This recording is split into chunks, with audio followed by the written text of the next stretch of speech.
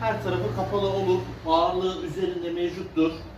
Şanzımanlı bir makina. Gördüğünüz gibi altı komple demir.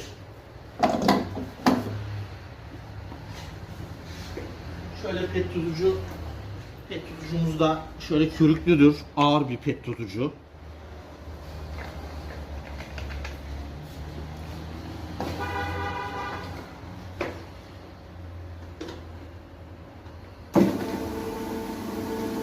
Şu anda 150 devir.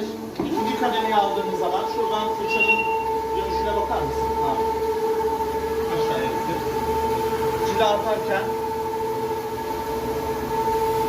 daha da kolay bir sağlam. Kaldırıyoruz. Şuradan göstereyim. Şu anda 400 devir. 150 devire düştü. Her tarafı metaldir.